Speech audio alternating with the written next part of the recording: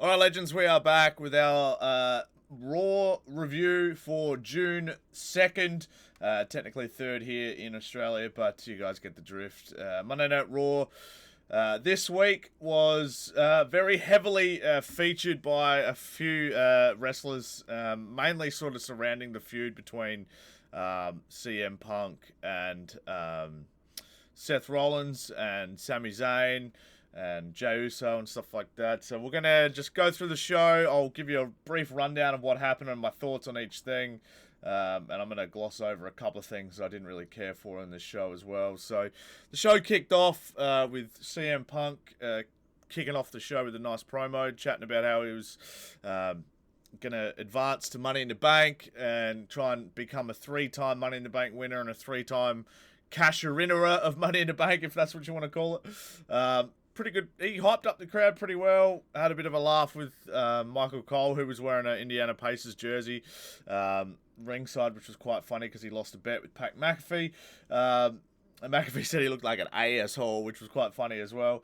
And then as Punk was finishing up his promo, got interrupted by Sami Zayn, and everyone was singing Sami Zayn's music, which was quite nice. And even Punk said, I hate being interrupted, but if it's going to be by that song, basically, I don't mind it. But Zayn said, you need to focus tonight. We can't have Seth Rollins winning Money in the Bank. Seth's never beaten you, and if you're not in that match, then he'll probably win. We can't have that. And Punk said, I got you back. Sami Zayn basically said, I appreciate that, but I don't need your help. Let's just you make sure you win your match, and I'll sort out my business. And they both sort of agreed and said, yep, no worries, and went their separate ways.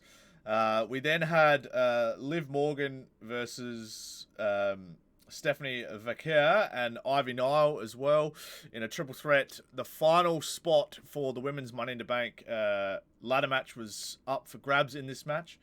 And Stephanie Vaquer is going to be pulling double duty at one at Worlds Collide, and then later that night at Money in the Bank.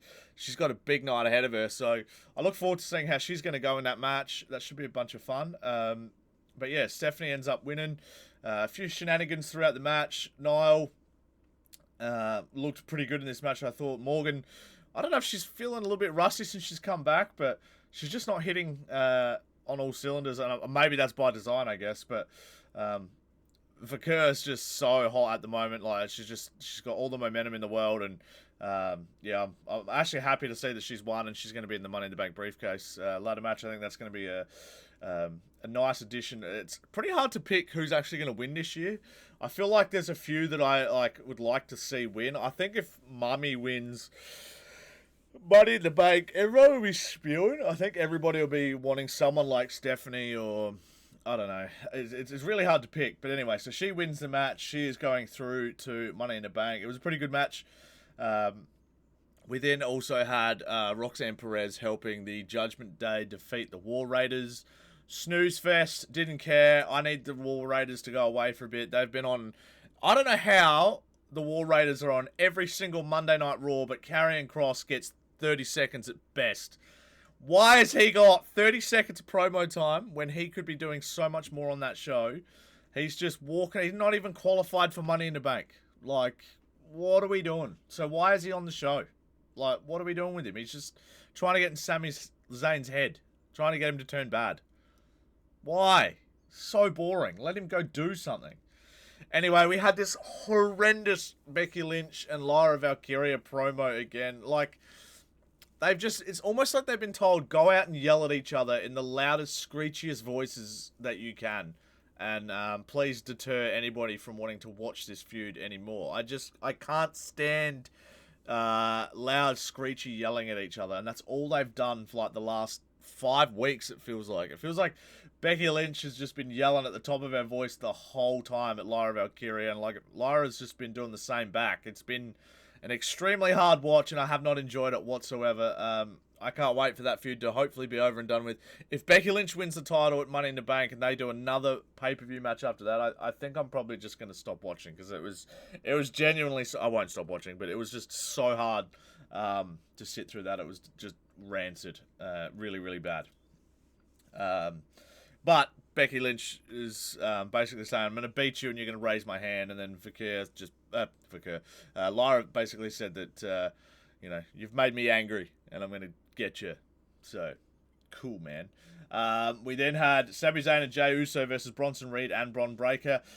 Pretty good match, this. Quite enjoyed it. There was a bit of a ebb and flow from the match. Bronson Reed looks like he's actually lost a fair bit of weight. He looks pretty fit, which is good to see. Something I need to do. I need to get myself back into peak fitness. I'm trying at the moment. But the match was pretty good. I thought Breakker's got to ease up on the fake tans at the moment as well. He's so orange. But the match was pretty good itself. And then they all spilled out to the outside. And then when it looked like Sami Zayn and Jey Uso were getting on top, Seth Rollins ran out, curb stomped Sami Zayn on the outside of the ring. The match was DQ'd, and then it was just an all-in brawl after that. Punk then came out again for the second time in the show to help out with a chair, hit Breakker in the back, and hit Bronson Reed in the head with it. And then, they kind of like scuttled away and said, that's okay, we'll come back later on and we know how to get him. So, as they did later in the show, we then had a backstage segment with Judgment Day. No Carlito in the background, which is rubbish. I'm gutted that the whole show, by the way, there was like the crowd was just chanting, we want truth, or we want truth, and where's Carlito? It seems legit, and it's absolutely ridiculous that those two guys have been let go. Maybe Carlito, I understand, he hasn't been doing a whole lot the last year and a half, really, but it just seems wrong not having Carlito in the background with Dom. It's just weird. But they had a promo backstage where Liv kind of got in Finn's face and said, you deal with Raquel, and I'll look... you deal with Roxanne, and I'll look after Raquel.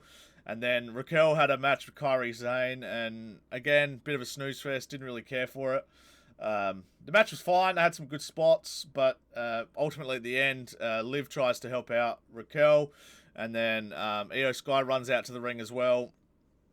And kind of like pushes Liv into the edge of the ring, and she actually gets this like cut across her forehead.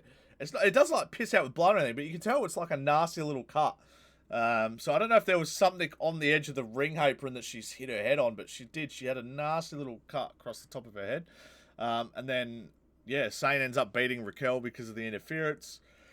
We then had... I don't know why this happens. Every time I start talking and recording, I get yawny. Then we had Karrion Kross and Sami Zayn backstage.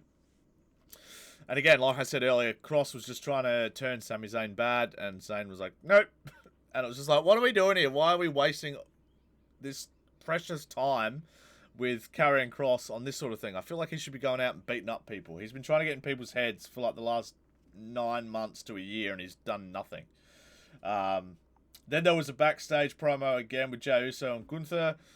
Uso was sitting there all tired and beat up, and Gunther basically was trying to get in his head saying, you're helping out all these people, but you're going to have to fight me next week for the World Heavyweight Championship, and you're going to be not 100%, and I'm going to be absolutely fresh as a daisy. So thank you. Keep doing what you're doing, basically. And Jay just said, 3 letters, 1 word, tap. So it sounds like it's going to try and make Gunther tap again next week.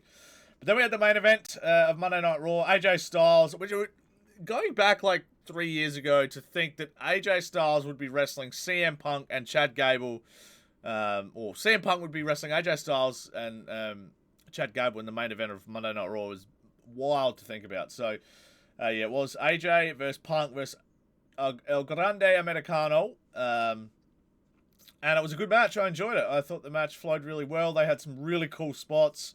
There was only really one major stuff up where there was a pinfall, and El Grande or Chad Gable had to do the moonsault onto him, but he just did it a little bit too late. So the ref held the 3 count for 2.5 seconds, waiting for him to come down. But other than that, the match was really, really good. If you haven't seen it, you must go watch it. It was a real fun roller coaster ride. But then obviously towards the end of the match, it looks like Punk's getting on top, and then he spills to the outside again, and then we have Bronson Reed, Bron Breakker, and Seth Rollins interfere for the 3rd time. So we've seen Punk 3 times in this show. We've seen Sami Zayn 3 times, 4 times in this show. Then we've seen Jey Uso 3 or 4 times. So it was super dominated by the feud between Rollins and Punk, and Jey Uso, Sami Zayn, Bron Breakker and Bronson Reed. I don't know if they were short on staff today or what the go was, but it was a very, very heavy show in terms of that sort of thing. But we went back to the ring once all the carnage had settled down the outside. It was down to AJ Styles and El Grande Americano. AJ goes for the flying forearm. El Grande just does the headbutt where he kind of like pushes him. I guess he's trying to like obviously not headbutt people, so he does the push at the same time and pins AJ Styles. El Grande Americano is in Money in the Bank, so AJ Styles and CM Punk, not winning that match, which is crazy. But yeah, that's the end of the show, and then obviously we don't really have a name for the Bronson Reed, Seth Rollins, Paul Heyman, Bron Breakker stable yet, but they ended up beating up all the good guys and leave them laying in the ring. So Seth stumps everybody, and then Bronson Reed like tsunamis Jey Uso 2 times, and they kind of faded into the darkness, and that was it. So pretty okay show, pretty like bit of a weird one. It had the undertones of all the stuff that's happened throughout the week with R-Truth being let go, and then Carlito also being let go, and then all the weird Twitter stuff that's been happening. Yeah, if you don't know about that, go and have a look. I still don't know if it's real or not. I still don't know what the go is with that, but I think I might do a video on that as well, just discussing my thoughts and discussing why I think if it is all like 100% true, then that's a stupid thing to do. But anyway, thank you guys so much for watching. Hopefully you did enjoy. I will see you guys next week. Ray hopefully might be doing NXT this week. I know I say it every week, but we've actually got some stuff sorted out for him. So that's very handy. And yeah, we'll see you guys hopefully for a SmackDown review. If not, we'll see you definitely for Monday Night Raw. Bye for now, guys. Peace. Let me know in the comments below what you thought of the show, by the way, if you can. If you made it this far, I love you. Bye for now. Peace.